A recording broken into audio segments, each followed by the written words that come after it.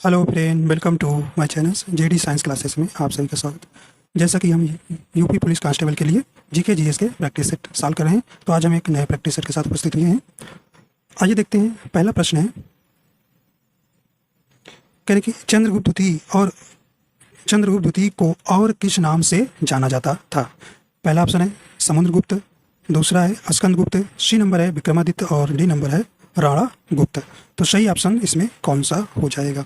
तो option number इसका कौन सा हो जाएगा? सी नंबर सही हो जाएगा। चंद्रगुप्त द्वितीय को विक्रमादित्य के नाम से जाना जाता था।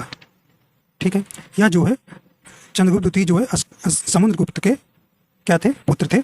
ठीक, तो ये जो है 380 से 412 ईसा पूर्व इनका शासन था। ठीक है, एक प्रश्न यहाँ से और पूछा जाता है, फाहियान भारत जो है किसके शासनकाल के समय आया था? तो ये चंद्रगुप्त द्वितीय के समय आया था। तो ये आपसे फाहियान यात्री था, कहाँ का? चीनी यात्री था फाहियान। ठीक है, इसको जरूर याद रखिएगा।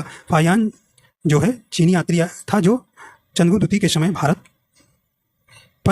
में आया था। ठीक है, देखिए यहाँ समुद्रगुप्त है। समुद्रगुप्त को एक प्रश्न इससे बनता है कि यह जो है भारत का नेपोलियन कहलाते हैं। ठीक, समुद्रगुप्त जो है भारत के नेपोलियन कहलाते हैं। ठीक है, और गुप्त वंश का संस्थापक कौन था? श्रीगुप्त थे। कौन थे? श्रीगुप्त। तो गुप्त वंश का संस्थापक कौन थे? श्रीगुप्त ने 240 ईसा पूर्व में किए थे। और प्रथम जो है गुप्त वंश का प्रथम महान शासक जो चंद्रगुप्त प्रथम हुआ था। ठीक, तो इसमें आप इतना ध्यान रखिए। आइए देखते हैं पहला अगला प्रश्न। कह रहे हैं कि गीत गोविंद के लेखक कौन है? ये प्रश्न कई बार पूछा गया है, तो बताइए गीत गोविंद के लेखक कौन है? कह रहे हैं कि जयदेव है, कल्हण है, कालिदास है या राजा राव थे। सही ऑप्शन कौन सा हो जाएगा? तो गीत गोविंद के लेखक कौन है? जयदेव है। ठीक है, जयदेव। तो ऑप्शन नंबर इसका कौन सा हो जाएगा? ए नंबर सही हो जाएगा। ए नंबर सही हो जाएगा। और इनकी एक रति मंजरी है। रति मंजरी जो है ये जो है जयदेव की रचना है। ठीक, तो गीत गोविंद और रति मंजरी जो है ये जो है किसकी है? जयदेव की रचना है। आइए देखते हैं कल्हण की एक रचना पूछी जाती है, राज तरंगिणी।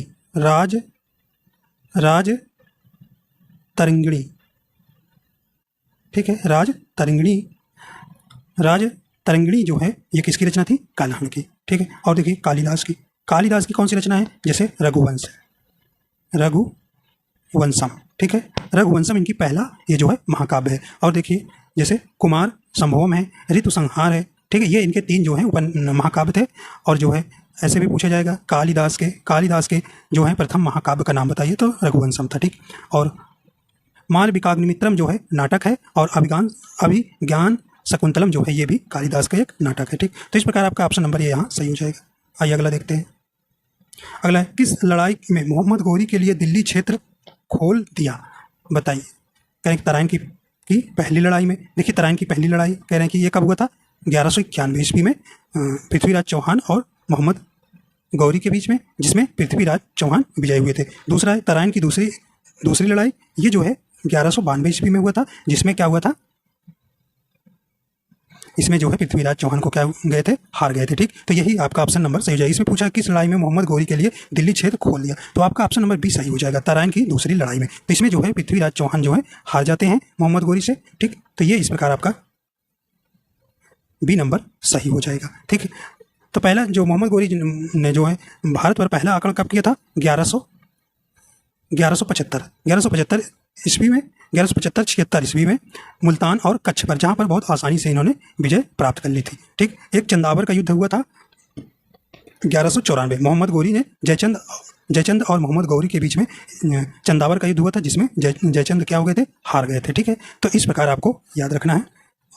और पानीपत की पहली लड़ाई जानते हैं आप 1526 में। 1526 ईस्वी में बाबर और इसके बीच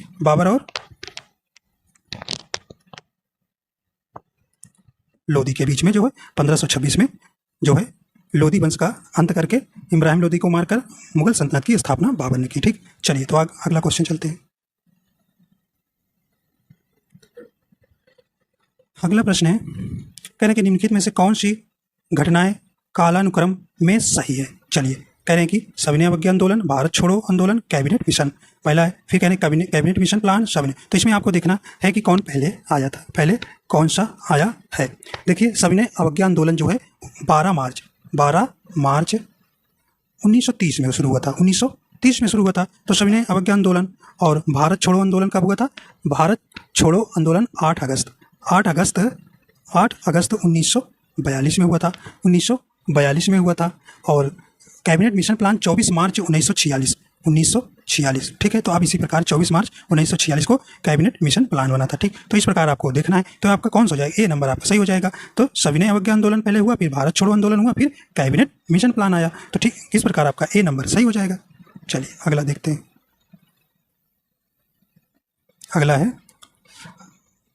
अगला प्रश्न कह रहे हैं कि कथकली किस राज्य का प्रमुख नृत्य है? चलिए बताइए। तो कथकली जो है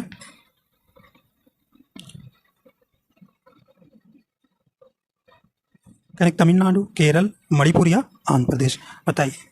तो कथकली कहाँ का है? ये आपका ऑप्शन नंबर बी हो जाएगा, केरल का। कहाँ का? केरल का, ठीक है। तो आपके जो प्रमुख जो नृत्य हैं, शास्त्रीय नृत्य कितने हैं? 8 हैं। कितने हैं? 8, ठीक है। 8 कौन कौन से? जैसे कथक है, ये कथक आपको याद रखना है, जिसे आप कथक भी कहते हैं। कथक जो है ये कहाँ का है? ये उत्तर प्रदेश का है, ठीक है, उत्तर प्रदेश। भरतनाट्यम कहाँ का है? तमिलनाडु का। और मणिपुर का, उड़ीसा का। और कुचिपुड़ी, ये याद रखना है। कुचिपुड़ी कहाँ का है? आंध्र प्रदेश। जैसे कह रहे कच्ची है पूड़ी, मतलब कच्ची है पूड़ी कहाँ? आधी कच्ची है पूड़ी, तो कुचिपुड़ी आंध्र प्रदेश का, इस तरह से याद रखना। शास्त्रीय ये असम का है, जो कि क्या है? नवीनतम है, ठीक है। शास्त्रीय जो है आपका असम है और मोहिनीअट्टम केरल का है, ठीक। तो इस प्रकार आपके कुल 8 जो है शास्त्रीय नृत्य है, ठीक। इस प्रकार आपका बी नंबर यहाँ सही हो जाएगा। कथकली कहाँ का है? केरल का है। अगला देखिए, करेंगे गुप्त स्थापत्य कला का सर्वोत्कृष्ट नमूना है। मतलब आपको यहाँ बताना है कि गुप्त स्थापत्य कला का सर्वोत्कृष्ट यहाँ इस कौन सी मंदिर बनी है? कहें ये नंबर कहें देवगढ़ का दशावतार मंदिर, तिगवा का विष्णु मंदिर, भीतरगांव का मंदिर या भूमरा का शिव मंदिर, बताइए सही ऑप्शन कौन सा हो जाएगा। तो गुप्त स्थापत्य कला का सर्वोत्कृष्ट नमूना कौन सा है? ऑप्शन नंबर ए हो जाएगा, देवगढ़ का दशावतार मंदिर, ठीक है। या जो है करीब जो है 1500 साल पुराना है, ठीक है, 1500 साल पुराना है। या जो भगवान विष्णु को समर्पित है, ठीक है। या यूपी के देवगढ़ में है, ठीक है। तो ये देवगढ़ का दशावतार मंदिर कहाँ है? यूपी के देवगढ़ में है, ठीक है। आगे देखते हैं। देखिए तिगवा का विष्णु मंदिर ये कहाँ है? एमपी में है। कहाँ है? एमपी में जो है तिगवा मध्य प्रदेश के कटनी जिले के एक गांव में है, ठीक है। और भीतरगांव का मंदिर कहाँ है भाई? ये यूपी में है, ये याद रखना। भीतरगांव का यूपी कानपुर में, ठीक है, यूपी। तो भीतरगांव का मंदिर कहाँ है? यूपी कानपुर में। और भूमरा का शिव मंदिर कहाँ है? ये एमपी सतना में है, ठीक। तो इस प्रकार आपका सही ऑप्शन क्या हो जाएगा? ए नंबर हो जाएगा। तो गुप्त काल को स्वर्ण काल भी के नाम से भी जाना जाता है, ठीक है। अगला है सूर्य से बढ़ती दूरी के अनुसार ग्रहों का सही क्रम बताना। चलिए सही क्रम बताइए, सही क्रम क्या हो जाएगा, ठीक है। चलिए तो देखिए ये आपका क्या है? सूर्य है। कह रहे हैं कि इसके बढ़ते क्रम में आपको बतलाना है। तो पहले आपका क्या आएगा भाई? बुध आएगा एकदम पास वाला, ठीक है। बुध ग्रह आएगा, शुक्र ग्रह आएगा, फिर कौन सा आएगा? पृथ्वी आएगी, फिर मंगल आएगा, फिर मंगल ग्रह आएगा, फिर बृहस्पति आएगा, फिर शनि आएगा, फिर कौन आएगा? यूरेनस अर्थात अरुण आएगा, और फिर वरुण आएगा, ठीक है। वरुण ग्रह, ठीक। तो इस प्रकार आपका याद रखना है। पहले बुध, शुक्र, पृथ्वी, मंगल, बृहस्पति, शनि, यूरेनस जिसे अरुण बोलते हो और तथा नेपच्यून जिसे वरुण बोलते हैं, ठीक है। तो इस प्रकार आपको देखना क्रम बताना है कि दूरी के क्रम में कौन सा आएगा। तो कौन सा आएगा भाई? देखिए बुध आया, शुक्र आया, पृथ्वी आया और मंगल ग्रह है। तो आपका यहाँ देखिए ऑप्शन नंबर डी मैच कर रहा है, ऑप्शन नंबर डी यहाँ पर मैच कर रहा है, ठीक है। तो अब आपसे पूछे सबसे दूर ग्रह पूछे तो आप वरुण बताएंगे, ठीक है। और सबसे पास सूर्य से दूरी बताना है तो आप बुध बताएंगे, ठीक। और देखिए तो इस प्रकार आपका कौन सा हो जाएगा? आपका डी नंबर ऑप्शन सही हो जाएगा, ठीक है। आपसे यहाँ एक क्वेश्चन पूछता है कि ऐसे कौन सा ग्रह है जिसका कोई उपग्रह नहीं है? तो आप याद रखिएगा शुक्र और बुध के कोई उपग्रह नहीं है, ठीक है। और पृथ्वी को आप जानते हैं नीला ग्रह कहते हैं, मंगल ग्रह को मार्स ग्रह कहते हैं, ठीक है। तो इस प्रकार आपको याद रखना है, ठीक है। और आप जानते हैं सबसे छोटा ग्रह बुध और सबसे बड़ा ग्रह बृहस्पति है, ठीक है। चलिए आगे चलते हैं। अगला निम्नलिखित में कौन सा सुमेलित नहीं है? चलिए सुमेलित नहीं है आपको यहाँ बताना है। कहने कि मिस्ट्रल फ्रांस की है, देखिए हवा है और यह स्थान, ठीक है। और यामो जापान की है। सिराको, देखिए सिराको जो है सिराको जो है यह सहारा से आती है और उत्तरी अफ्रीका और दक्षिणी यूरोप में बहती है, तो यह आपका सिराको जो है नहीं सुमेलित है। खमसिन ये मिस्र में बहती है, ये भी आपका सही है। ठीक, तो इस प्रकार आपका सी जो हवा है यह जो है ऑस्ट्रेलिया से संबंधित नहीं है। ठीक है, अगला है कहने की प्रति चक्रवात की विशेषता है। चलिए, कहने की तापमान में वृद्धि, तेज पवन, तीव्र दृष्टि या स्वच्छ आकाश। सही ऑप्शन क्या हो जाएगा? तो प्रति चक्रवात क्या होता है? देखिए, इसके केंद्र में उच्च वायुदाब क्षेत्र होता है और परिधि की ओर निम्न वायुदाब होती है। इसके कारण हवाएं केंद्र से परिधि की ओर प्रवाहित होती हैं। यह जो है चक्रवात का उल्टा होता है। ठीक, चक्रवात का एकदम उल्टा। तो इसके केंद्र में उच्च वायुदाब होता है। क्या? उच्च वायुदाब, उच्च वायुदाब होता है, उच्च वायुदाब होता है, उच्च वायुदाब क्षेत्र होता है। परिधि की ओर निम्न वायुदाब होती है। ठीक है, केंद्र की ओर उच्च वायुदाब और परिधि की ओर निम्न वायुदाब होती है। इसके कारण हवाएं केंद्र से परिधि की ओर प्रवाहित होती हैं। ठीक, चलिए, तो ये तो प्रति चक्रवात की परिभाषाएं थी या उसकी विशेषताएं थी। चलिए, तो इसमें आपको पूछ रहा है कौन सा ऑप्शन सही हो जाएगा, तो ऑप्शन नंबर यहाँ पर डी नंबर सही हो जाएगा, स्वच्छ आकाश। ठीक है, तो प्रति चक्रवात की विशेषता क्या है? स्वच्छ आकाश। अगला देखिए, अगला प्रश्न करें कि लोएस का पठार है, करें हिमानीकृत है, जलकृत है, नदीकृत है या पवनकृत है? बताइए। लोएस का पठार का, तो ये कहाँ है भाई? ये मध्य चीन में स्थित है और ये पीली नदी की वेई नदी घाटी के पास स्थित है। ठीक है, वेई नदी घाटी के पास स्थित है। तो ये बताइए किस प्रकार की है? तो लोएस का पठार कैसा है? ये पवनकृत है, पवनकृत है। तो इस प्रकार ऑप्शन नंबर डी नंबर सही हो जाएगा। देखिए, लोएस का पठार ये कहाँ है? ये मध्य चीन में है, मध्य चीन में है और यह पीली नदी की वेई नदी घाटी के पास स्थित है। अगला है कि भारत में कृषि वस्तुओं के संबंध में न्यूनतम समर्थन मूल्य, प्रापण मूल्य आदि से संबंधित आयोग है। सही ऑप्शन क्या हो जाएगा?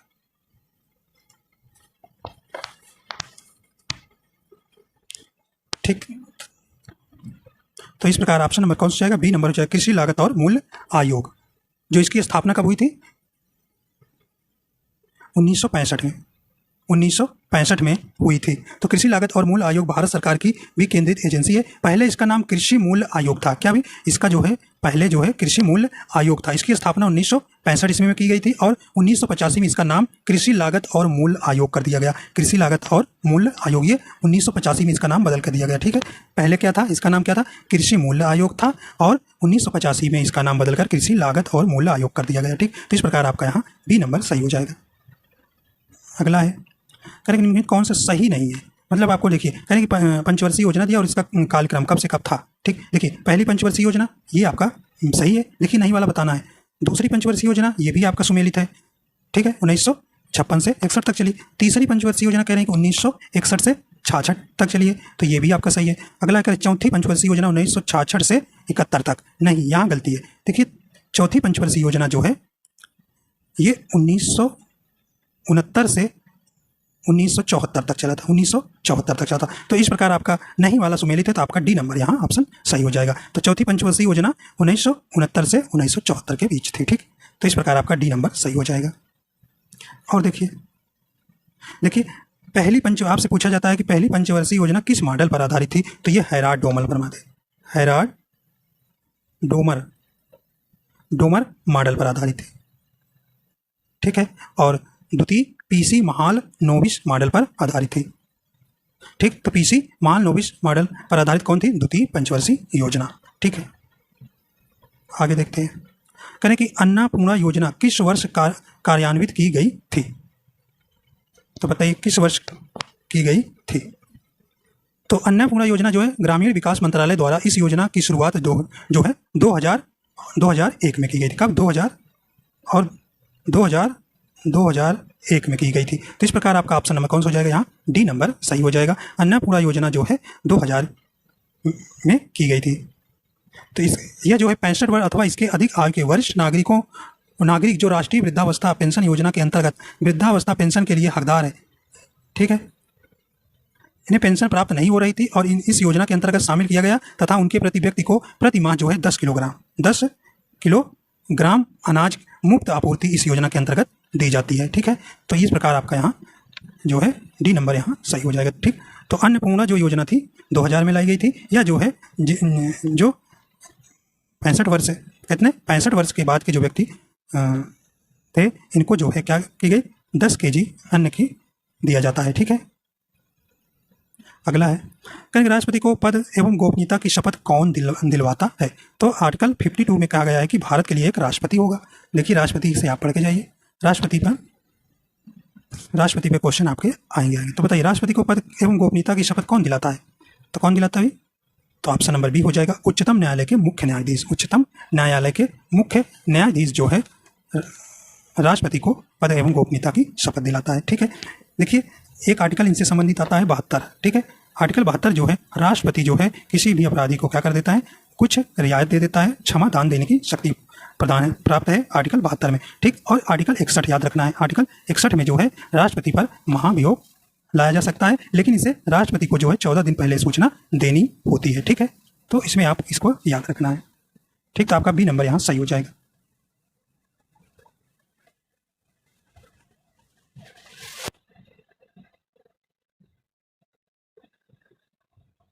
अगला है कहने कि किस अनुच्छेद के द्वारा 6 से 14 वर्ष तक के बच्चों के लिए शिक्षा का अधिकार मूल अधिकार माना गया है? चलिए, तो सही ऑप्शन कौन सा हो जाएगा? तो कौन सा हो जाएगा? तो ऑप्शन नंबर इसका डी नंबर सही हो जाएगा। डी नंबर सही हो जाएगा। ठीक है, तो अनुच्छेद 21A के तहत जो है राज्य जो है 6 से 14 वर्ष की आयु के समस्त बच्चों को ऐसे ढंग से जैसे कि राज्य विधि द्वारा अवधारित करे निःशुल्क तथा अनिवार्य शिक्षा उपलब्ध कराएगा। यह जो है 86वां संविधान संशोधन 2002 द्वारा लाया गया था। ठीक है, तो ये कितने 86वां संविधान संशोधन 2002 द्वारा लाया गया था। ठीक है, तो इस प्रकार आपका यहाँ डी नंबर सही हो जाएगा। डी नंबर सही हो जाएगा। देखिए आर्टिकल 20 में क्या है, इसमें अपराधों के लिए दोष सिद्ध के संबंध में संरक्षण है। ठीक है, और अनुच्छेद 21 में कुछ दशाओं में गिरफ्तारी और निरोध से संरक्षण है।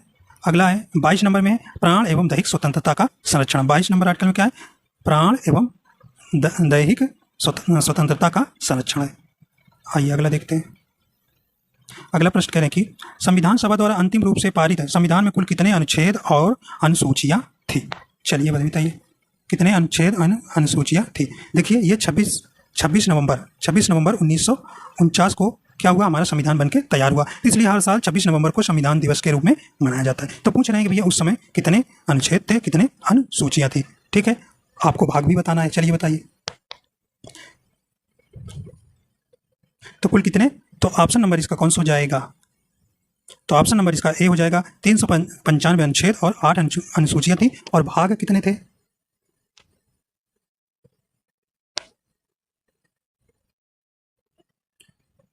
ठीक, तो भाग कितने थे? 22। ठीक है, तो वर्तमान में देखिए, वर्तमान में 12 अनुसूचियां हैं, वर्तमान में 12 अनुसूची हैं, 22 भाग हैं, 22 भाग हैं, और 395 क्या हैं, अनुच्छेद हैं। ठीक है, तो इतना आपको याद रखना है।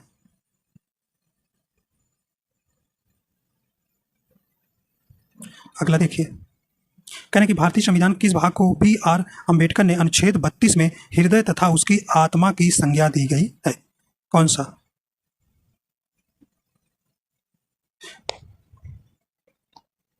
तो कौन सा हो जाएगा? तो ऑप्शन नंबर सी हो जाएगा, संवैधानिक उपचारों का अधिकार।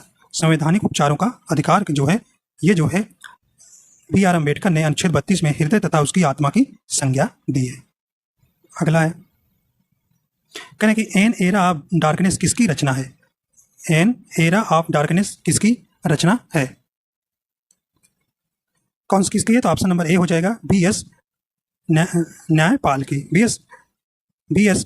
न्यायपाल की जो है एन एरा ऑफ डार्कनेस रचना है।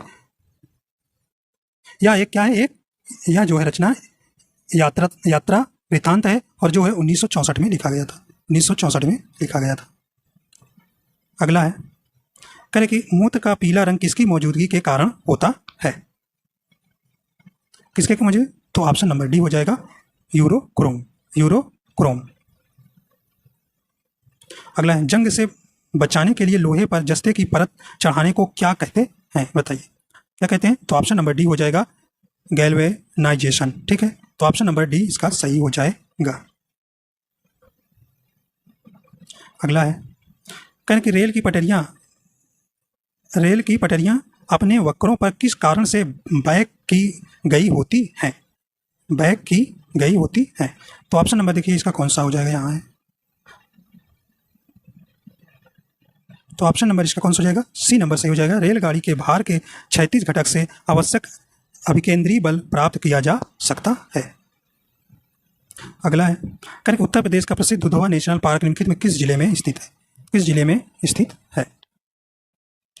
तो ऑप्शन नंबर इसका सी हो जाएगा, लखीमपुर खीरी में। तो दुधवा नेशनल पार्क जो है यह जो है लखीमपुर खीरी में स्थित है। अगला है, विमुद्रीकरण का अर्थव्यवस्था पर निम्न में से क्या प्रभाव पड़ा? देखिए, विमुद्रीकरण क्या होता है? यह जो है एक आर्थिक गतिविधि है जिसके अंतर्गत सरकार जो है पुरानी क्या करता है? पुरानी मुद्रा को समाप्त कर देती है और नई मुद्रा को चालू करती है। नई मुद्रा को क्या करती है? चालू। तो पुरानी मुद्रा को समाप्त कर देती है, बंद कर देती है और नई मुद्रा को चालू करती है। तो बताइए यहाँ पर कहीं महंगाई पर नियंत्रण, डिजिटल ट्रांजेक्शन का बढ़ावा मिला। तो कौन सा हो जाएगा? तो ऑप्शन नंबर डी हो जाएगा, ए बी दोनों। अगला है, उत्तर प्रदेश के किस आर्थिक क्षेत्र में सर्वाधिक साक्षरता है? तो उत्तर प्रदेश में यहाँ पर कहाँ पर सर्वाधिक साक्षरता है? तो ऑप्शन नंबर इसका कौन सा हो जाएगा? बी नंबर हो जाएगा, बुंदेलखंड क्षेत्र में। बुंदेलखंड क्षेत्र में, ठीक है। चलिए आइए देखते हैं।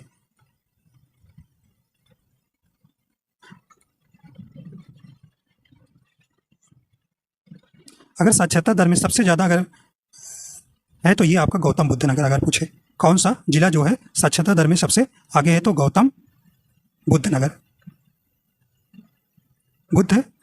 ठीक है, गौतम बुद्ध नगर। अगर यूपी का लिंगानुपात आपसे पूछे तो 912 है। कितना है भाई? 912 है।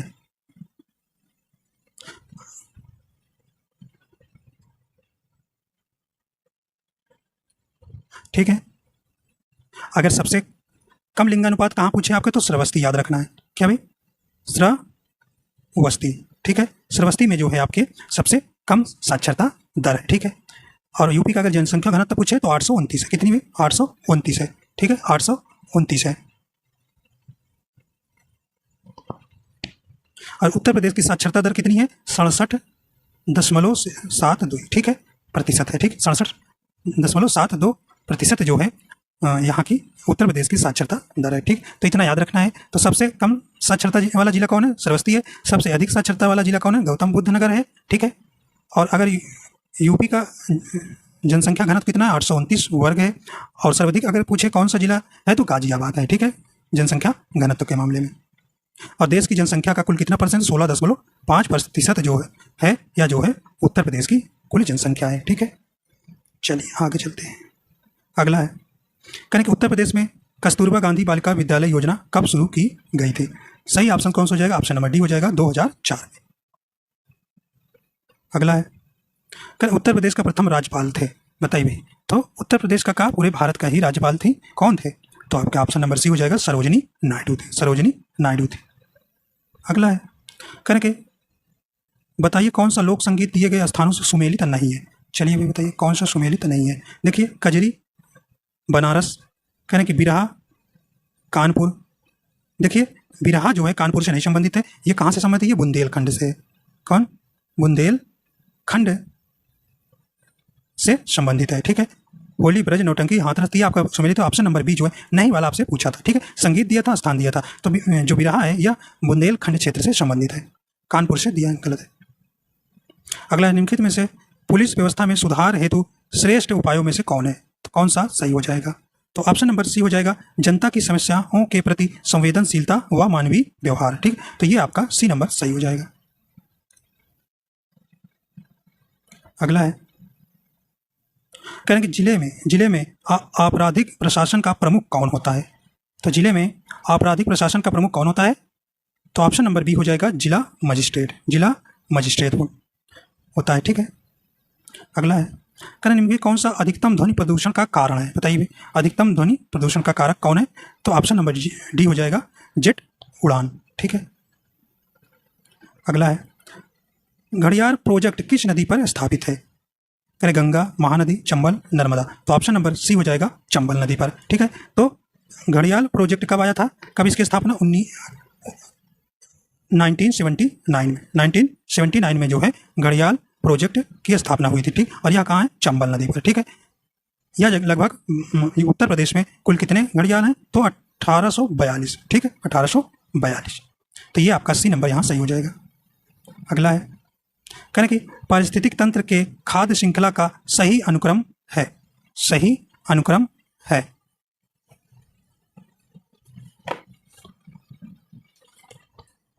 तो ऑप्शन नंबर इसका ए नंबर हो जाएगा, पादप, शाकाहारी, मांसाहारी और अपघटक। ठीक है, अगला है, कह रहे कि भूटान देश की राजधानी एवं मुद्रा बताइए।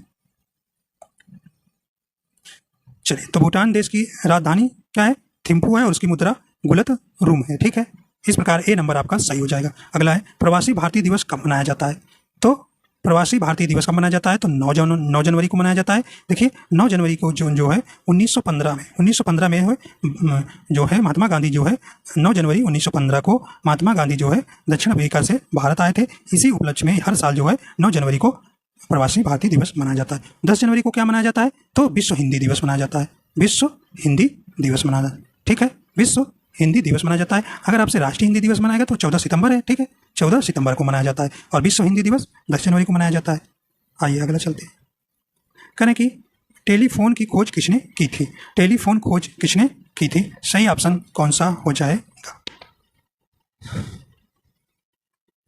तो ऑप्शन नंबर इसका ए हो जाएगा, ग्राहम बेल जो है टेलीफोन की खोज की थी। आइए देखते हैं अगला। कहने की भारत एवं यूएस के बीच नई दिल्ली में हुए 2+2 डायलॉग में दोनों देशों के लिए मंत्रियों ने हिस्सा लिया। तो कौन से लिए थे? ऑप्शन नंबर सी हो जाएगा, रक्षा मंत्री एवं विदेश मंत्री ने भाग लिए थे। अगला है, आखिरी प्रश्न है, कहें किस देश ने वर्ष 2020 में होप नाम से मंगल ग्रह पर मिशन भेजने की घोषणा की है? तो कौन थे ये? ऑप्शन नंबर डी हो जाएगा, संयुक्त अरब अमीरात। ठीक है, तो इस प्रकार आपके 38 क्वेश्चन पूरे हो जाते हैं। तो आशा करता हूँ ये आपको पसंद आया। अगर आपको पसंद आया तो हमारे चैनल पर नए हैं तो चैनल को सब्सक्राइब कर लीजिए ताकि आपको नोटिफिकेशन मिलता रहेगा। ठीक, तो वीडियो अगर पसंद आए तो लाइक एंड शेयर कर दीजिएगा। वीडियो देखने के लिए आपका बहुत बहुत धन्यवाद।